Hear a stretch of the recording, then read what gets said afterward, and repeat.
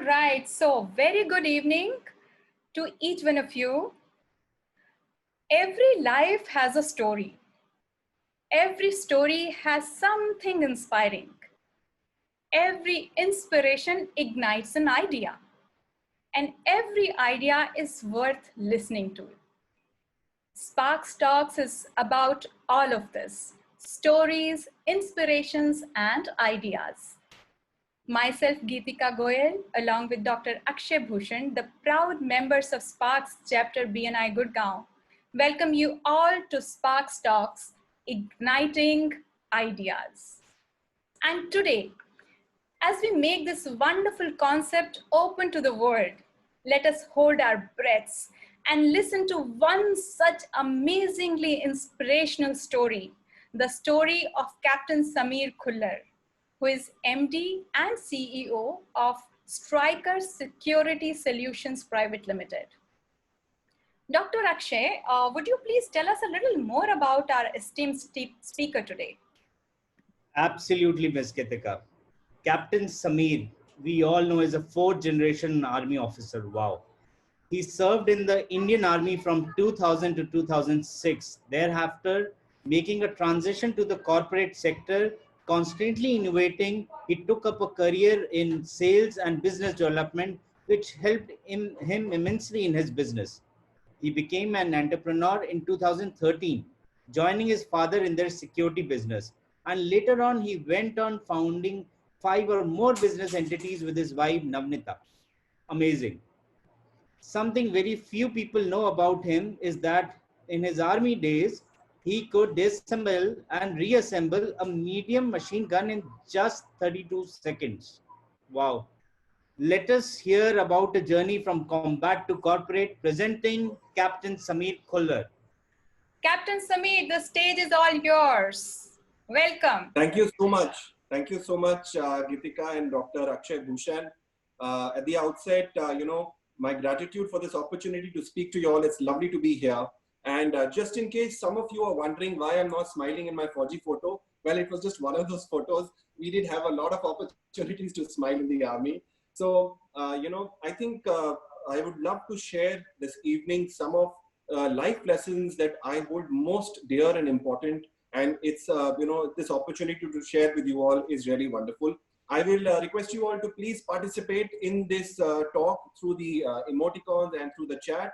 And so moving ahead straight away, I'd like to start with the first lesson that I felt, which was team building. Some of you would already be aware that I was posted on the line of control on a post which was very, very close to the enemy. As you can see on the slide, that is a Pakistani post, and you can see the sentry from here. The photograph was taken from our side. To give you a different view, an aerial view, there was hardly 100 feet of difference between the two posts. We had raided this post during Kargil operations and caused massive casualties on the Pakistani side. So this was extremely sensitive. And there were 18 armed guards at any point of time who were deployed on our side of the post. So you can imagine the kind of security that was in place. Now, let me give you another piece of information. There were 3 parts to our post, the Indian side as well as the Pakistani side. So we had the rear, the middle, and the forward on the Indian side, and the Pakistani side also had a rear, middle, and a forward. But the difference between the two sides was that the Indian Army officer was at the forward and the Pakistani Army officer was at the rear. But let me tell you something, I used to sleep very soundly.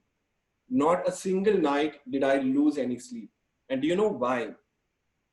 This is because I knew that if we attack the Pakistanis, they will run to save their own lives. But if the Pakistanis attacked us, our soldiers would stay to defend my life. That is the difference between the Indian Army and the Pakistani Army. So the lesson that I learned from this was that build a team that puts you ahead of themselves. If you can build a loyal, motivated team, there is nothing holding you back from building a wonderful, great organization. So moving on to the next one is about character, okay? Very quickly, I'll share with you that when we join training, within the first few days, we have an interaction with our platoon commander. A platoon commander is a young, highly qualified officer who's very motivated, energized. He's like a god to us. And my platoon commander was late Major Y.R. Acharya. God bless his soul. He died a few years later in anti-terrorism operations. So going back to that, when I was sitting in front of him in my interview, I was like, the way I felt and I saw in the movies before I had joined the training, I was sitting straight, my back absolutely straight, looking straight ahead, but through him so say for example, the wall behind him. At that, in that moment, he told me something which has never left me. He said, Sameer, always look a person in the eye.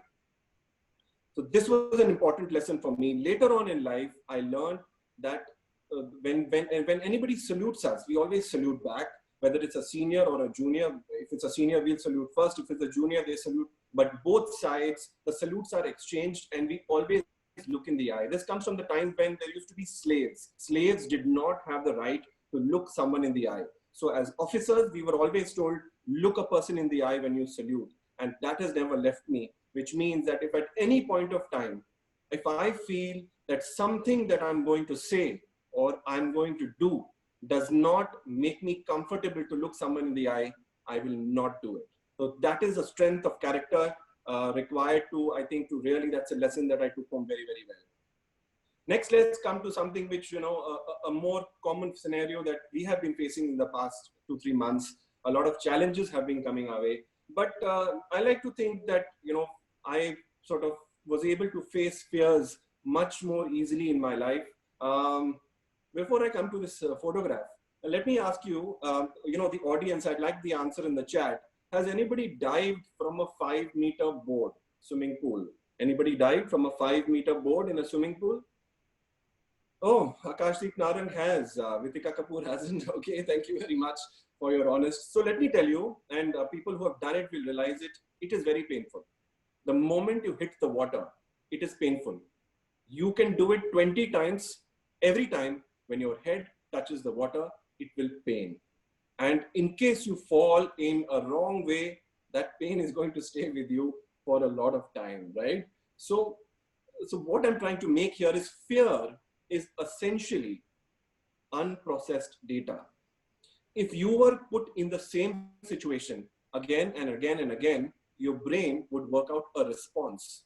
There would be no fear anymore. So essentially, fear is about the lack of processing of a response, which creates that kind of anxiety, right? So the secret that I felt very early on in life is that when something happens, an incident happens, something occurs, shorten that time. Reduce it to as minimum as possible. From the time of the incident to your action, reduce that time. Straight away when you get into action, you will lose your fear, your anxiety. There is an energy that gets built up. There is momentum that is created, and you can keep moving forward from there. So fear is nothing else but unresolved responses in your brain. So you just need to train your brain to move forward very, very quickly without allowing yourself to stay in that moment for too long. So I love this quote by Anthony Robbins, where he says, focus on where you want to go and not what you fear. This is a sure shot winner for me as far as I'm concerned. Okay, now coming to delegation, we talked about having a loyal team, a committed team. Now, how does delegation fall into all of this? You all, we've got a room full of entrepreneurs here. There are only 2 ways you can grow your business. The first way is to sell more to existing clients, right? And the second way is to acquire new clients. Now, we all know that you can hold on to existing clients only to a certain extent. You cannot influence a certain client beyond a certain point. The only way to really grow your business is to acquire new clients, right? Now, how do you acquire new clients? Most of us are working in our business and not on our business. Let me repeat that. We are working in our business and not on our business, which means that we are so busy in activities that are not generating revenue. For example, operations, collections, finance, admin, so on and so forth, that we have hardly any time to generate revenue for ourselves, all right? So what we need to do is make the most of our time, and because time is one of the most precious commodities, right? So the only way to do that is to delegate. So in case you want to grow your business, you have to delegate, delegate, delegate. And only then will you have the time to be able to work on strategy, on business growth, and the important things that come to you. I love this quotation by Warren Buffett where he says, if you don't find a way to make money while you sleep, you will work until you die. So ladies and gentlemen, let's start delegating from today. Moving on to the next one. This I call perseverance. And this is an image of a cross-country race. It's very, very common in the academies. Okay, let me share with you. When I was a young adult, I had a weakness. I had a major weakness. And I was acutely aware of that weakness. Okay, this weakness was that whenever there was something, a new initiative that was to be done or some new project, I used to be very excited, very energized, and just love to get into it and get stuff going and stuff like that. But then I realized that I always taper off just before the stop line. Maybe there's a little bit stuff left to do, but I used to stop there, for whatever reason, get distracted or lose steam, lose energy, lose momentum, whatever. So this was something I was really acutely aware of, and I wanted to get rid of this. Now, what happened was in the OTA, in the Officers Training Academy, we have a 14-kilometer cross-country race in both the terms. We run it in the junior term as well as in the senior term.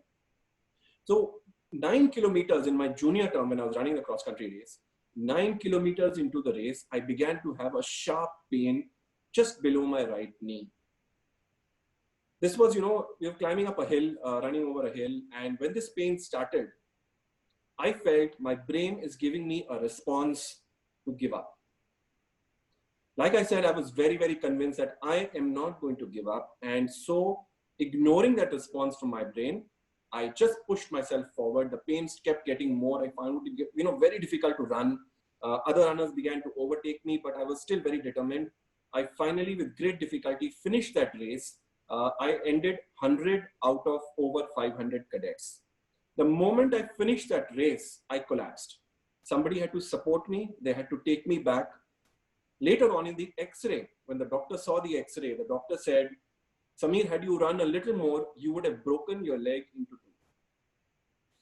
This was really devastating for me, okay? Because I was super fit. I was proud of my fitness and I could do all the obstacles and everything very, very easily. So when this happened, I was totally bedridden. I was out of activities. I had a big fear of being relegated. That means of repeating the term again. I went into a kind of a depression. And of course, the shame of, if I had to repeat this particular semester, then the shame of having juniors come in with you. At that point of time, I remember receiving this telegram from my father. It said, cheer up, live another day to win war, consult doctor. So, well, that's exactly what I did. I cheered myself up. I tried to live for another day, consulted the doctor, listened to his advice. In about 3 months, I began to get back into my fitness. I again reached my fitness. And let me tell you, in the second term of the race, when I ran the cross country, I finished 23rd out of over 500 cadets. So the lesson that I would like to share here is you may be down one day, but remember there is always a way up. So this was, something which is very close to my heart. So I just definitely wanted to share this with you guys. Okay, so moving on to the next one. Thank you so much for your encouragement on the chat, participants. It's really meaningful. Thank you so much. Love you all. Okay, so moving on to the next one. Now, I want answers here in the chat, guys. Okay, so the first question is a yes or a no answer. Okay, in fact, they're all yes or no answers. How many of you like rules? If you like them, give me a yes. If you don't like them, say no. Yes or no. How many of you like rules? Yes or no? Oh my God, this is a great audience. I love them. That means that I don't need to talk about the next point. Right. Okay. So, let's be very honest. We are not too fond of rules. The way we view the rules, it's not something that we are very, very excited about. Okay. Well, let me ask you another question, but we have organizations of our own. Either we are sort of running them or we are part of an organization. We have our own teams. Do our organizations, the ones that we own ourselves, do they have rules? Yes, they do. We have rules in our organizations because we expect certain kind of outcomes, certain kind of behaviors, certain kind of culture in our organizations, right? Does nature have rules? Yes. Gravity. You boil water, it will always evaporate. So the rules are there in nature, correct? they are not our rules. They are the rules of nature, and yet we have adapted to them. We excel in that. We have understood that this is the way nature operates. That's the way the rule are. We don't jump off buildings because we know we'll fall down, right? So we have adapted to those rules. So my education here that I've learned is play by others' rules and still win. Don't crib about rules. Don't oppose them. Don't resist them. Adapt them and change yourself and play by others' rules and still win. Let me give you a live example of that. A lot of you are aware of this. So in my first year in BNI, I played by my own rules, and let me tell you, I was failing miserably, okay? And after that, what I did was I changed tack. From my second year onwards, I adapted to the rules of BNI, and I began to, grow my business accordingly. And from 3.88 lakhs of revenue generated in the first year, 3.88 lakhs first year, till now, which is third year, current revenue is 63.62 lakhs, a growth of over 16 times, okay? And all because of a very, very simple mantra, which is this one, that you play by others' rules and you still win. All right, so moving ahead. Positive visualization. This is something which is something which I follow very, very closely in my life. And I think it's an extremely powerful, it's a superb concept. So if you can adapt this in any way in your lives, I think it's going to be very helpful. Some of you might know this story, but for some who don't, or as a refresher, let me share it with you. We were all meeting in Ramada. You might remember we were having our meeting in Ramada in Gurgaon. And then we decided to change over to the Hilton. That's correct. All of us moved over to Hilton because we liked Hilton better, right? So every week on a Friday morning, when I used to be driving down to the venue, Hilton, I used to take the U-turn and see that beautiful BMW showroom there, all right? And it used to have those shiny machines with a gloss on it and beautiful looking, all different kinds of models and cars. First week went by. Next week, again the same, BMW showroom, beautiful cars. Third week, fourth week, fifth week. It just went on and on until I said, man, I must have a BMW. This is just too amazing. I can't resist it anymore. And let me tell you what I did. I began to live in my mind in the BMW. I could feel the sturdy leather under me. I could feel the grip of the steering. I could hear the roar of the beautiful engine. I could visualize the moonroof on top of me, and I could see the sky up there. I could visualize myself going for these long drives in the BMW, going for client meetings in the BMW. And then guess what happened? One day after the weekly meeting, I walked into the BMW showroom and I said, let me have it. So that's how the BMW really came, just out of a sense of positive visualization. And, so I, like I said, this is really powerful for me. And live it inside your mind first. When you want anything really badly, start living it in your mind, create those visualizations and dream about it. And it's definitely going to happen for you. Moving on to the next one, determination. Now, this is cadets doing push-ups. This is a very, very common sight. You go to any training academy and you will find at some point of time, there will be some groups who are always on their fours. I spent a lot of time on my fours and have done a lot of push-ups. So what used to happen is that we used to spend hours doing this, guys. We used to spend hours doing this, and we used to hundreds of push-ups. We used to lose count, okay? We used to be mentally, physically exhausted. And in fact, sometimes, there would be tears running down and we wouldn't even realize it, but it was just sort of, we were zoned out. Extremely tough, taking us to the edge of our physical stamina. What used to happen is after getting tired, some of us used to collapse or, just sort of take the support of the ground below us, okay? Now the seniors, always a step ahead of us, they came up with a very ingenious solution. There was a nala there. They made us do bend down on the nala, push-ups on the nala. So no matter what happens, no matter how tired you get, you can't take support, okay? So we used to be doing push-ups, totally wet, soaked in sweat. Like I said, losing count of how many push-ups we've done. And when we were just about, at the end of our physical and our mental stamina, seniors used to ask, are you dead? And we used to say, no, sir. Then they would ask, have you given up? And we would say no. And they would ask us, how is the morale? And we would say very, very high. This is so powerful, guys, that even today, no matter what bad situation I might be in, however difficult it might be, I remember that time. And I remember how it felt. And, to just get yourself up, no matter how bad it gets, you are not dead. You are still, you've got that strength inside you, and you can do whatever it is that you need to do. So this was something that a lesson that still till today, it resonates with me. And I'm, I just get charged up when I think of that if I'm not dead, then I can get up and I can get going and I can do what it needs to be done. And I love this quotation, which here is, being defeated is often a temporary condition. Giving up is what makes it permanent. So, I mean, we should continue to fight on and absolutely be, determined about it. Let me share another story with you now. This is from the time that I was again posted on the line of control. What you can see on the screen is an avalanche site. Okay, you can see the Nala, and below the Nala, you can see people standing there, and there is a lot of snow that is collected over there. So what happened was that there was a group of porters moving from one post to the other post. And there was a lot of snow. They were running a little late. Everybody knows, anybody who's been in the mountains in snow knows, you do not take shortcuts in the mountains in snow. You always follow the heights, you walk on the ridge lines, otherwise an avalanche can happen. These guys took a shortcut and there was an avalanche and they got buried under several feet of snow.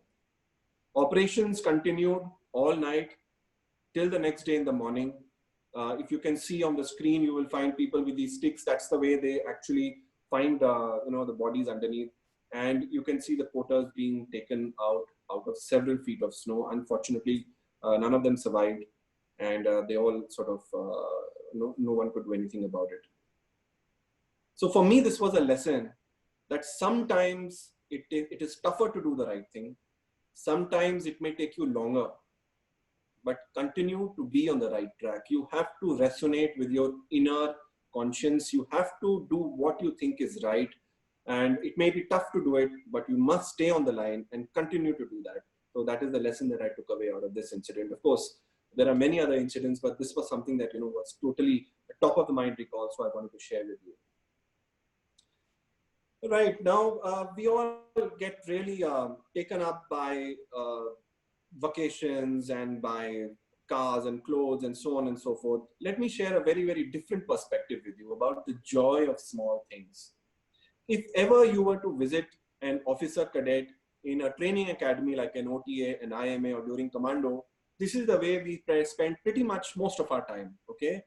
You can see we would be jumping from great heights. We would be doing funny things in the water. And down below, what you can see is called tank position. This is extremely painful. Your entire weight of your body is actually on your head.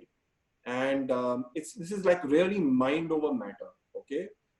So, I mean, that's the way we used to spend most of our days. Besides this, we could also spend our days running from one place to the other, carrying 25 kgs on our backs, rifles on our shoulders, doing some unarmed combat, doing a whole lot of front rolling, which, we lost count of how many thousands of front rolls we must have done. Now imagine one thing. You've spent a complete day doing this, or you're sitting out in the sun somewhere in that hot sun, and you get a cool glass of water, or you get a fresh hot meal, or you can put your cap on your eyes and have a relaxing nap for half an hour. Let me tell you, these experiences really made me appreciate the little joys in life. And I realized that we have it so good. Everything is so good for us. We should just be so thankful for all the little things that we have in life. Because, we only appreciate them when the going gets really bad or it gets really tough. That's only the time when we really remember the small joys. So that's something which I wanted to share with you. Now, before I wrap up, some of you may have heard this, but I would like to read it again for some of you, that every morning in Africa, a gazelle wakes up. It knows it must outrun the fastest lion or it will be killed. Every morning in Africa, a lion wakes up. It knows it must run faster than the slowest gazelle or it will starve. It doesn't matter whether you are the lion or a gazelle. When the sun comes up, you better be running. So this is true for all of us. And let me tell you, somewhere we are lions and somewhere we are gazelles. It depends on the kind of situation we are in. But the most important thing is we need to keep running and we need to keep moving forward. So thank you so much, all of you, and keep moving forward. Over to you, Gitika. Amazing, amazing. What a story. What a story. Thank you so much, Sameer, for sharing that with us. And I'm sure all of us are so excited, so motivated. The floor is open for some questions. So if anyone wants to ask something, want to talk to Sameer, needs a little more motivation, inspiration, please raise your hand and we will make you talk. All right, so we have Sahil who wants to say something. Sahil, here you go. Good evening, everyone. Good evening. Thank you so much for the share today. I would like to know, when did you decide to come into the business? When I decided to come into the business, okay, so Sahil, I was in the army till Yes. 2006, and from 2006 to 2013, I was into sales and business development. I decided, जो बाकी फौजी करते हैं वो मैं नहीं करूँगा. I'm going to do something totally different. So I went into sales and business development. My dad had started the business in 2010, Sahil, and when I decided to become an entrepreneur, I joined in 2013, and that's where my journey as an entrepreneur started. Wow. Thank you so much for the share. Thank you so much, Captain. Wish you good luck. Thanks. Thank you. Sameer. Thank So we have another question coming from Akashdeep. Akashdeep, here you go. Yeah, hi, good evening. Thank you so much, Captain. You are always wonderful and inspiration, I would say. And you have again told us that whatever we learn in other fields, in school, colleges, or there, we should use them and utilize them. And that is what I wanted to say. Thank you so much. Thank Yes, you. absolutely, Akash. That's such a relevant point. Thank you for bringing that up. And I think, in fact, I was sharing with Gitika before the session started. Everything that we do, any experience in our life is helpful somewhere or the other. So we should never think that, this has gone waste. True, very Thank you. true. Yeah. Yeah.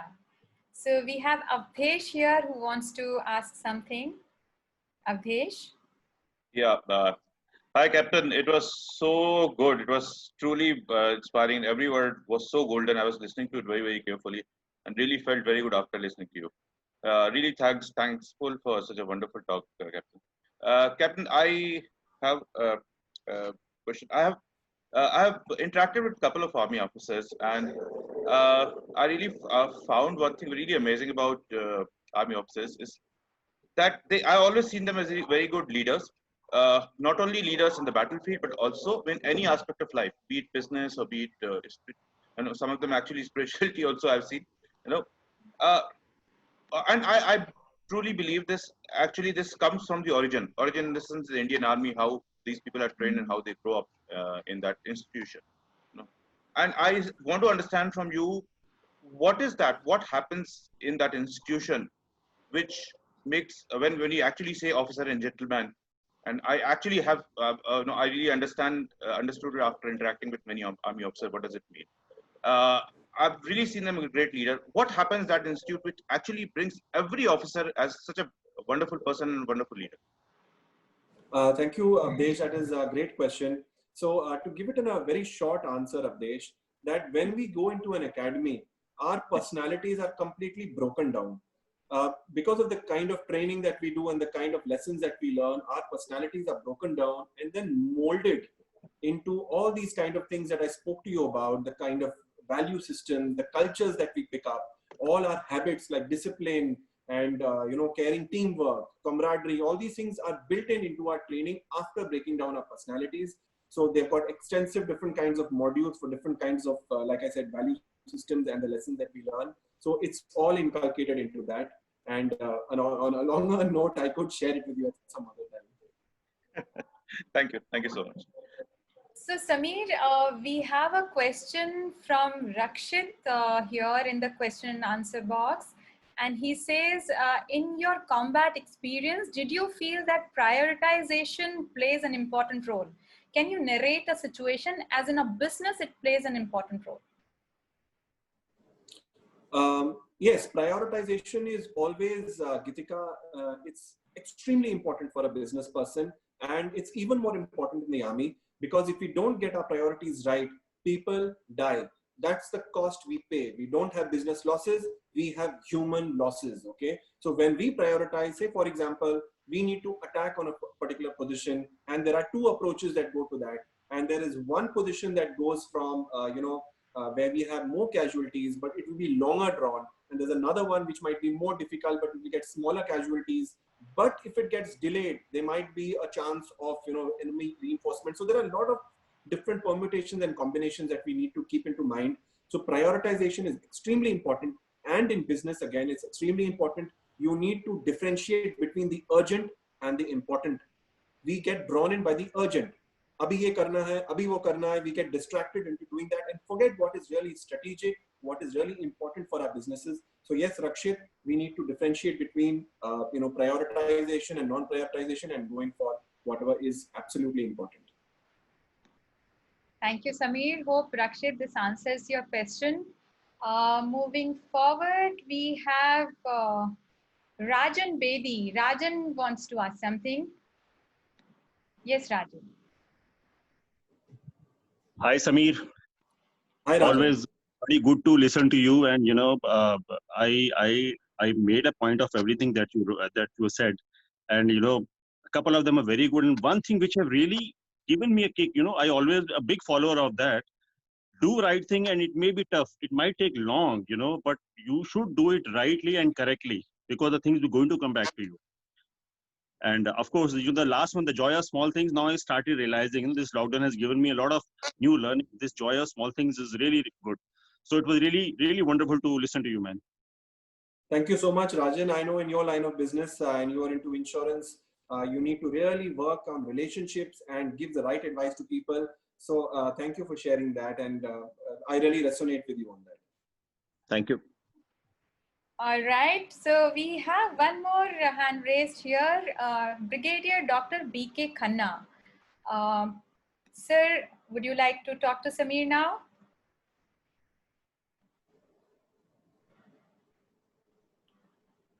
Brigadier Khanna, you can talk to Sameer now. So, can you hear me? Yes. Okay, right. For the audience, of course, Sameer and myself, we are from the same battalion, and Napier Rifles, we call it. Very well described and very well said. I am also, as of now, working with the in the FICI, but I must tell the audience that yes, he has done wonderfully well. And by the time, of course, he came to the battalion, I had left. I had commanded the battalion. I had left there, and I commanded in Sri Lanka. And I can tell you that had I been his CEO, I wouldn't have allowed him to come to the business. Okay, so it's so I mean, he's not only why I'm saying it this thing, that even now also we are having a get-together, and he is the spirit behind it. Even yesterday also we had a get-together in the evening of wherever all Napier's officers and the families who have retired and was serving also came on the Zoom, and we had a long talk, 1 1.5, and everything was done by Sameer. So I mean, tell you, not only in fact he's in the business, but he's still very well connected back in the battalion also, and then of course in the battalion also he is looking after. One thing more I must tell, that he is so many people he has taken it, a number of them, of course, he is taken it from the armed forces also. That also shows it that he looks after not only, of course, the business, because he knows it, the value of the armed forces people, and he is making the best use of it. And very well done, Nikanto. I wish you all the very best and have a great, great years ahead. God bless you. Thank you so much, Khanna sir, for your kind words. Your support is very meaningful, sir. Thank you so much. Thank you, sir. Yes, Sameer always leads from the front, and we all know that. And when you shared, it got reinforced once again. Thank you so much for that share. So we have one more hand raised here, Pramita. Pramita, over to you. Hi, can you hear me? Yes, Pramita. Hi, Sameer. Wonderful talk, always inspirational. So, Sameer, my question was, what has been your toughest challenge as an army officer and as an entrepreneur so far? They may be the same or different. And what has been the solutions? So it's a tough question, Pramita. So, but let me answer this. I think the toughest decision that I made in the army was leaving it. Okay, because I was like a fourth generation. Leaving the army was not an easy one. But on a more serious note, I think balancing out your value system with that of the organization that you are in and the ecosystem you are in, that is one of the most toughest challenges, Pramita, because everybody is not going to think like you do. Everybody is not going to behave. They're not going to make similar decisions. Everybody is different. And your ability to be able to collaborate with people, to bring a middle point, a balance of value systems and the way of thinking, that is extremely important. Because even in the army, where you're working with teams, superiors, different kind of team leaders, and in the corporate and in business, you need to be able to collaborate, move people together, and that is something which I find was very, very difficult. But something which we keep working along on those lines. That is creating a match between value systems. Thank you. So, Sameer, we have a question from Rajat here. He has typed it on the question answers box. He says, Captain, what do you find more challenging, the forces life of the civilian life as a businessman? The forces life or No. the civilian life as a businessman? What is more challenging? So, Gitika, it's all an attitude. It's absolutely an attitude. You just need to be, you need to take everything in your stride. You need to be positive. You need to take life as it comes. And that's the way I strongly believe in this, that it all depends on your attitude. You'll find people who complain will complain in any situation, and people who are positive, people who sort of keep moving ahead on things and create value, they are always doing that. So it's all an attitude. It depends on your attitude. All right. And there is another question from Ajay Grover. He says, members of team move in different directions. How to keep them motivated and make them move together towards a common goal?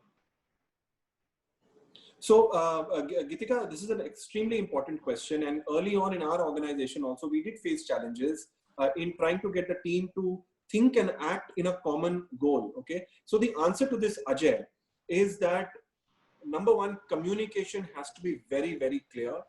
And you need to keep communicating the same thing again and again and again. Also, what you need to do is you need to weed out people who do not, beyond a certain point, I'm not saying keep hiring and firing people, but people who do not, are not able to blend in with the organization and its value system need to move out. Automatically, over a period of years, when you communicate the same thing to your team, all your different teams together, separately, individually, collectively, your communication needs to keep going out, number one. Number two, when you weed out people who are unable to adapt in the organization in the best manner possible, automatically people will get the idea that this is the way we need to work here, and that is how it comes. And once you align your team, let me tell you, it's extremely powerful. You can grow very fast after that. All right, Sameer, thank you. And we have one more question here from Vithika. Vithika, please go ahead. Yeah, hi. First of all, Captain Sameer, thanks a lot for the wonderful talk which you had.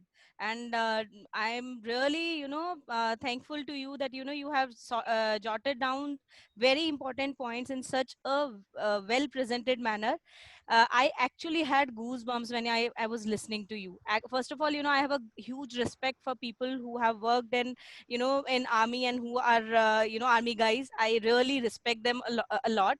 And seeing the way you had presented the pictures which you had shown and the passion with which you were presenting, it actually made us feel, all of us are sitting here and watching you.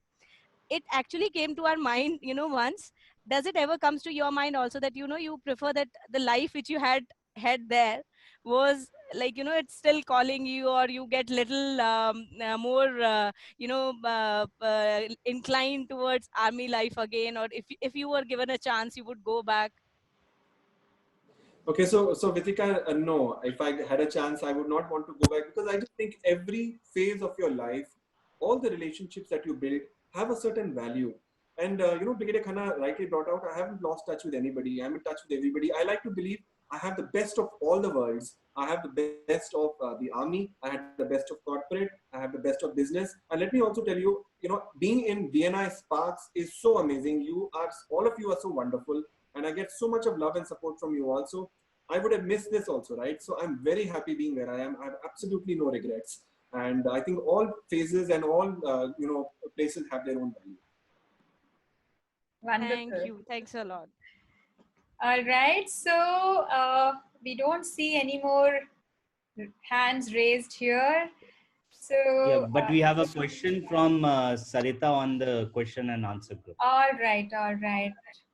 Okay. So Sarita, why don't you unmute and talk yourself? Sarita, go ahead. Hi, Captain. Hi, Sameer. Hi.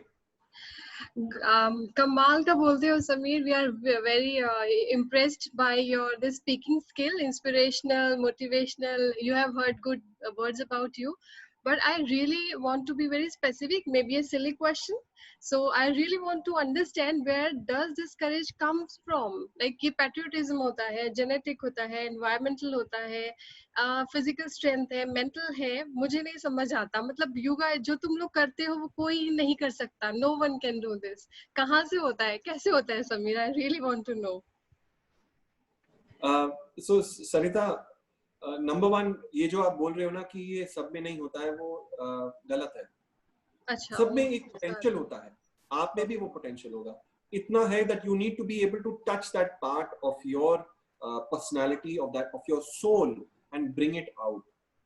Today, if there was a war, for example, I would very happily go back. Okay, a lot of us, in fact, postmates, we joke about the fact that अगर दोबारा बुला लिया तो we will go happily running. Yes, but I mean it when I say we all have a certain spark, a flame, a potential inside that is just waiting to be unlocked. It's being compressed and depressed, out of the conditioning, out of our environment, out of our education, out of being told the same thing again and again. But we all have it, and we can break out of it and unshackle it. That's my firm belief. Really? I thought it's all about patriotism in your head. It's there. Physical strength nahi hogi, to how will we, serve the country on the borders? इतने push-ups करने से physical strength. I really wish. Thank you, Sameer. Thank you. So wonderful session, Sameer. I would invite Dr. Akshay Bhushan to just wrap up and say a few words to thank you for being here with us today as a guest speaker. Akshay, so first of all, let's have a huge round of applause in the chat. Let's burst the chat with claps. I think he has been wonderful. And I think we should hear it as well. Thank you so much. Thank you so much. Thank you. Captain Sameer, it was really wonderful to hear. It was very inspiring, very motivating, and hopefully I think we all have learned something or the other from your presentation. And maybe after in the next SPARX Talks, something which has inspired anyone will be a kind of a SPARX Talk again. Yeah, so I think Akshay, we should keep it viral, or we should release it on YouTube. It was kind of presentation. Absolutely, we'll do it. Absolutely. We are going to do that. So it was amazing. What a story, what a spark, what determination, what rules, what not, it was amazing, Sameer. And I think this was a good start to SPARX Talks, isn't it? Yeah, absolutely. So what an amazing initiative. Yeah. It was great awesome, initiative. Great. And many of us are looking forward to be there at your spot very soon, Sameer. You have set the standards very high, and we will try and wrap it up. All right, guys. Thank you so very much for joining us today. And we are going to release the recording very soon. And thank you to the team, to Dr. Akshay, Shubhi, Vithika, and of course, Captain Sameer, who was working day and night on the presentation, on making it, As well as on a interesting, very short interactive. notice. Yes. So thank you so very much, everyone. And for now, see you soon. Thank you. Bye-bye.